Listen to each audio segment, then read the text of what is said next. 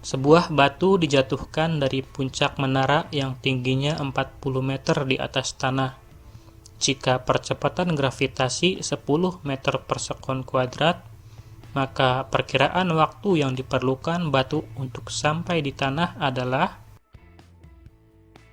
Jadi, seperti yang kita lihat, mula-mula kita memiliki sebuah benda di ketinggian 40 meter.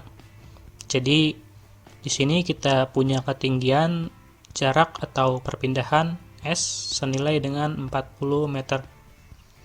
Selain itu, di dalam soal kita juga mengetahui beberapa variabel yang lain, yaitu percepatan gravitasi G, atau pada dasarnya bisa kita anggap sebagai percepatan A, senilai 10 meter per sekon kuadrat. Hal yang ditanyakan di dalam soal adalah waktu yang diperlukan batu tersebut dimulai dari saat dijatuhkan hingga dia membentur tanah. Untuk menjawab soal-soal gerak lurus, hal pertama yang harus kita lakukan adalah kita harus dapat membedakan apakah ini merupakan sebuah kasus gerak lurus beraturan ataukah kasus gerak lurus berubah beraturan. Ciri dari GLB atau gerak lurus beraturan adalah kecepatan benda selalu sama, atau istilah lain kecepatannya tetap atau kecepatannya konstan. Sementara untuk gerak lurus berubah beraturan, kecepatan benda selalu berubah secara teratur, entah itu semakin cepat ataukah semakin lambat. Benda yang jatuh adalah salah satu bentuk GLBB, sebab kecepatan benda yang jatuh tidaklah konstan, kecepatannya selalu berubah semakin cepat.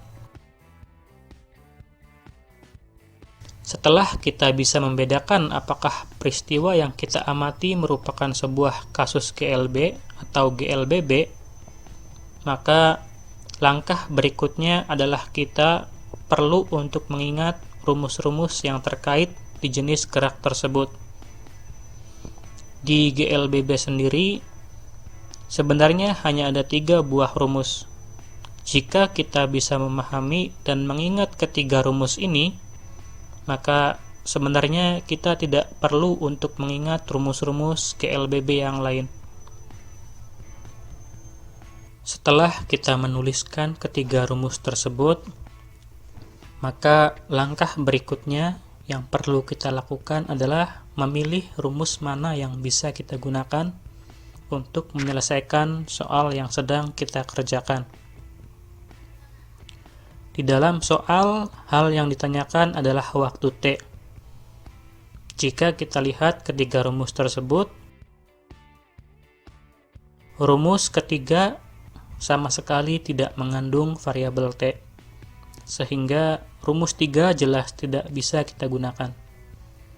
Kemudian, jika kita lihat rumus nomor 1, kita tidak memiliki data tentang kecepatan akhir atau V, sebab di dalam soal hal tersebut tidak disebutkan. Sementara untuk kecepatan awal atau V0, kita memiliki datanya, yaitu senilai dengan 0 meter per sekon. Jadi, pada intinya, rumus nomor 1 ini juga kurang cocok untuk kita gunakan. Sementara pada rumus nomor 2, kita memiliki S, kita memiliki V0, kita memiliki 2, dan kita juga memiliki percepatan A. Jadi, di rumus 2, semua variabelnya sudah kita miliki. Artinya, rumus 2 ini bisa kita gunakan untuk menyelesaikan soal yang sedang kita kerjakan. Dengan memasukkan data yang telah kita ketahui, kita akan memperoleh hasil bahwa 40 meter sama dengan 0 meter per sekon dikali waktu T ditambah setengah dikali 10 meter per sekon kuadrat dikali dengan waktu T kuadrat, atau 40 meter sama dengan 5 meter per sekon kuadrat dikali dengan waktu T kuadrat. Kita bisa memindahkan 5 meter per sekon kuadrat melewati sama dengan, sehingga kita peroleh bahwa T kuadrat sama dengan 40 meter dibagi dengan 5 meter per sekon kuadrat, atau senilai dengan 8 sekon kuadrat. Hal yang ingin kita cari adalah waktu T, bukan waktu T kuadrat. Jadi, kita perlu mengakarkan 8 sekon kuadrat tersebut, sehingga kita peroleh bahwa waktu T senilai dengan 2,8 sekon. Kunjungi daftar putar kami untuk menemukan video-video terkait, dan jangan lupa berlangganan saluran ini untuk update video-video terbaru lainnya.